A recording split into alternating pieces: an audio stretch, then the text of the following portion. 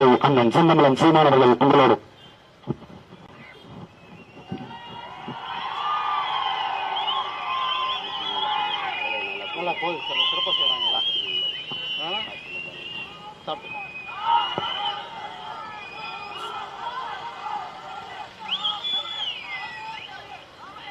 நிறைந்த அன்பு கொண்டு நெஞ்சார நாங்கள் நேசிக்கின்ற எங்கள் உறவுகள் அனைவருக்கும் அன்பும் வணக்கமும்.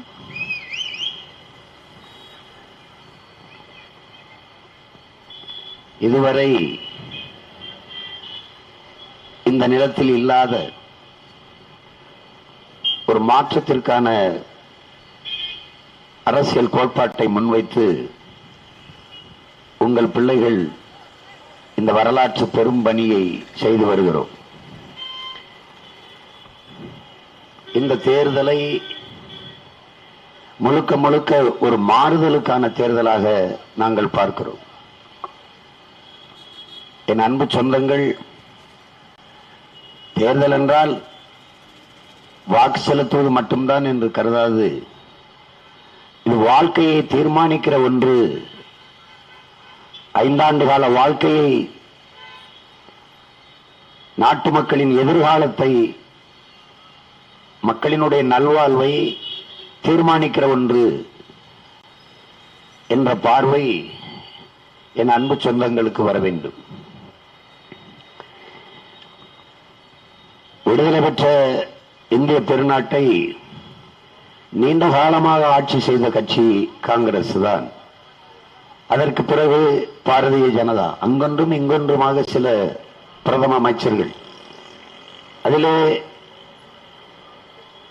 விரல்வெட்டி எண்ணக்கூடிய அரிய பெரும் தலைவர்கள், மிக குறுகிய காலமே ஆட்சி செய்த ஐயா விபி சிங் போன்றவர்கள் இன்னும் நம்ம இதயத்திலே நிறைந்து வாழ்கிறார்கள். குறிப்பாக கடந்த 10 ஆண்டுகள் ஐயா நரேந்திர மோடி அவர்கள் இந்த நாட்டின் முதன்மை அமைச்சராக இருந்து ஆட்சி செய்திருக்கிறார்கள். அதற்கு முன்பாக ஐயா மன்மோகன் சிங் அவர்கள் காங்கிரஸ் கட்சியிலே 10 ஆண்டுகள், 20 ஆண்டுகள். ஏதாவது ஒரு மாற்றம் இந்த 2 கட்சி ஆட்சிகளில் இந்த நாட்டில் ஒரு மாற்றம், முன்னேற்றம், வளர்ச்சி ஏதாவது உண்டா என்றால் இல்லை.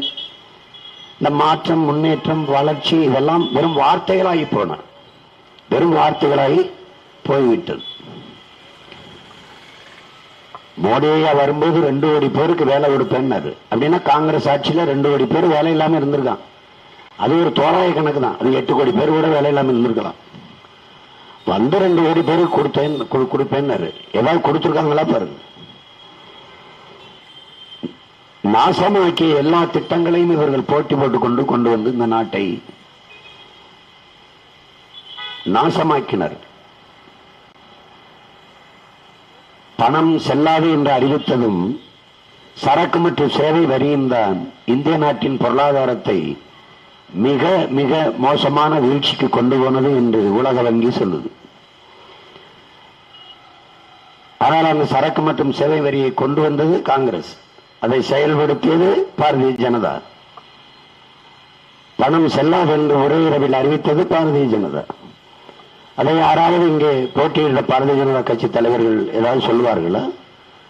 சரக்கு மற்றும் சேவை வரியால், ஜிஎஸ்டியால், அறிவார்ந்த தம்பி தங்கைகளே, அன்பு சொந்தங்களே, இந்த ஜிஎஸ்டியால் இந்த நாட்டின் வருவாய் பெருக்கம் எவ்வளவு, ஆண்டு ஒன்றுக்கு எவ்வளவு? அதை என்றைக்காவது நிதிநிலை அறிக்கை தாக்கல் செய்யும் போது, பட்ஜெட்டை படிக்கும்போது அம்மா நிர்மலா சீதாராமன் சொல்லி நீங்கள் கேட்டதுண்டா?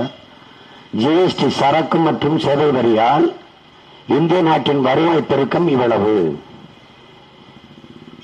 அதை எந்த வழியில் மக்களுக்கு திருப்பி கொடுக்கிறோம்? கல்வியாக, மருத்துவமாக, சாலை ஓடுதல் பராமரித்தலாக, மின் உற்பத்தி விநியோகமாக, இல்லை ஏதாவது ஒரு நலத்திட்டம் அப்படி இருக்கா? அப்படி பார்த்ததுண்டா? நீங்கள் படித்ததுண்டா? கேள்விப்பட்டதுண்டா? செய்தி இல்லை. அப்ப இந்த வரிக்காசு எவ்வளவு எங்கே போகிறது? உங்க உடலில் இருக்கிற, நீங்க உடுத்திருக்கிற ஒரு சட்டை, பேண்ட், போட்டிருக்க செருப்பு, கட்டியிருக்க கடியாரம், எல்லாத்துக்கும் வரி. எல்லாத்துக்கும் நீங்க வரி கட்டுறீங்க. நேரடி வரி, மறைமுக வரி, அதுபோக வருமான வரி, எல்லாம் நீங்களே பாக்குறீங்க. எத்தனை வீடுகளில் இன்கம் டாக்ஸ் ரைடு போகுது?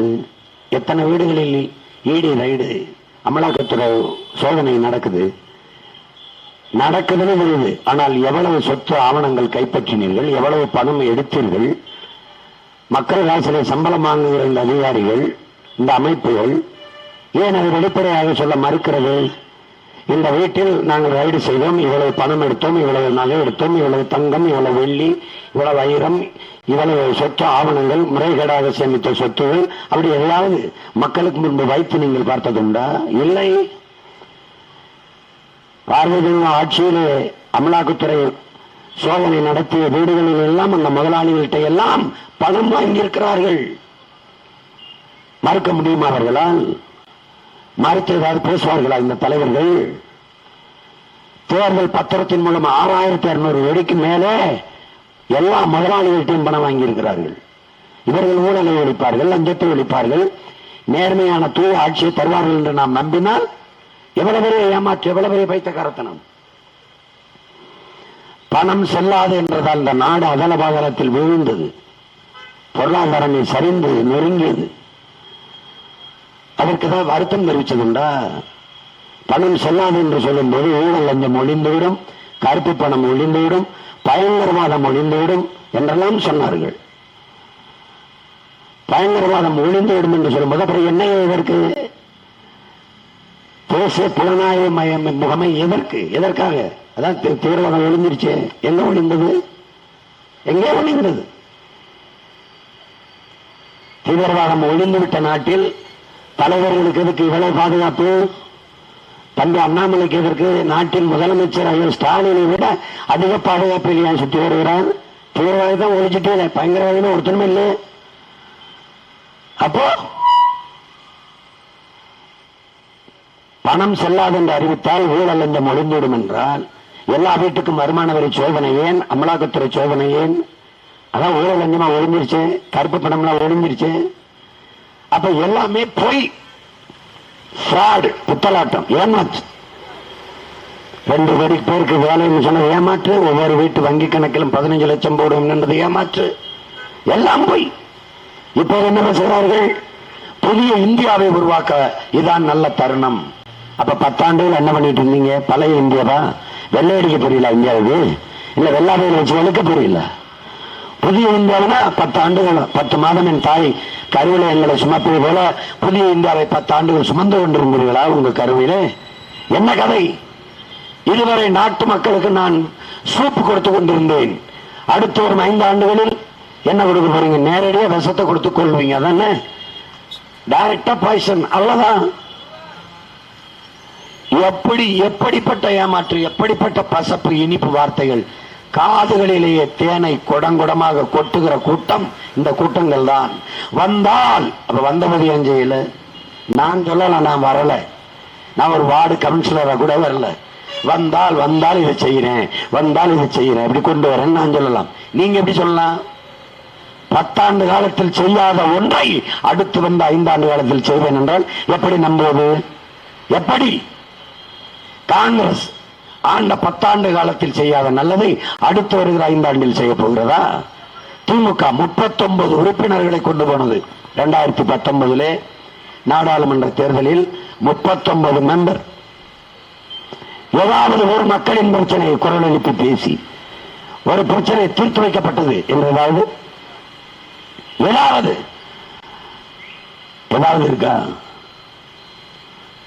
என் நிலத்தை நஞ்சாக்கி சாய கழிவுகள், நச்சு புகை வெளியிடுகிற ஆலைகள் எல்லாத்தையும் கொட்டி நாசமாக்கி எல்லா திட்டங்கள், இந்த ஆலைகள், நச்சு ஆலைகள் எல்லாம் இவர்களுக்கு தெரியாமல் தமிழ்நாட்டுக்குள்ளே வந்ததா? இந்த ஆட்சியாளர்களுக்கு தெரியாமல் வந்ததா? சொல்லுங்க.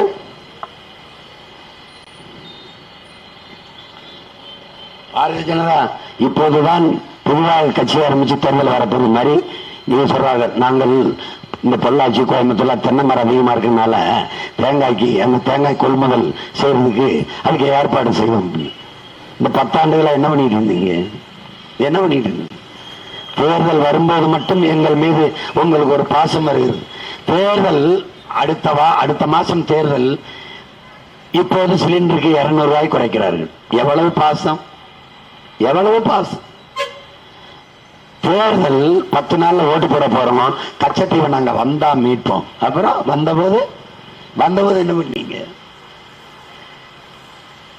ஆடு அறுக்க போறவனே நம்புறது மாதிரி என் மக்கள் அநீதி செய்கிறவன், அக்கிரமம் செய்கிறவன், கொடுங்கோன்மையாளன், இந்த நாட்டை நாசமாக்கியவர்களுக்கு வாக்கு செலுத்தி அவர்களுக்கு வலிமை சேர்ப்பது, மீண்டும் மீண்டும் அதிகாரத்தை கொடுப்பது என்பது மிகப்பெரிய கொடுமை.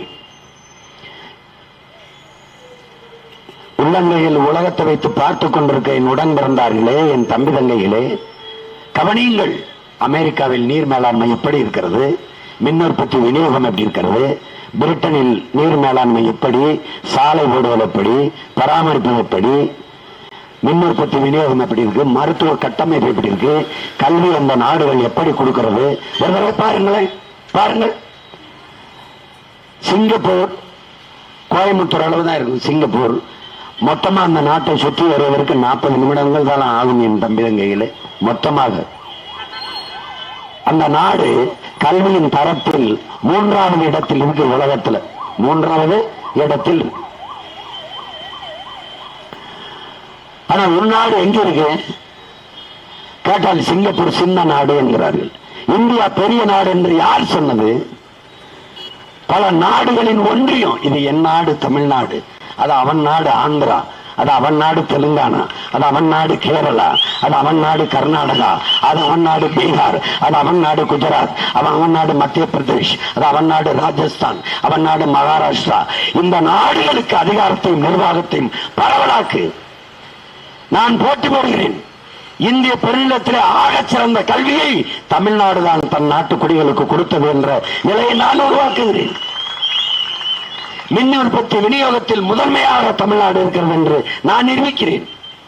மருத்துவ கட்டமைப்பில் உலகத்தரத்துக்கு தமிழ்நாட்டை முன்னேற்றி கொண்டு போனார்கள் என்று நான் கொண்டு வர்றேன். நீ உடம்புக்கு முடியல ஆஸ்திரேலியா, அமெரிக்கா, ஆப்பிரிக்கா, சிங்கப்பூர் போவது மாதிரி சிங்கப்பூர்காரன் உடம்பு முடியல தமிழ்நாட்டுக்கு வர தரத்தை நான் உயர்த்துறேன். அப்படியே மாற்றம் இருக்கா? அப்படியா செய்வீங்களா? சிங்கப்பூர் வரி போடுது, ஆனா கல்வி மருத்துவத்தை என்ன தரத்தில் கொடுக்குது தட்டி பாரு. இருக்குல்ல போர் பாரு, செல்போன்ல வச்சு பாரு. பிரிட்டன் வரி போடுது. பிரிட்டன் எப்படி பண்ணுது? இங்கிலாந்து என்ன பண்ணுது?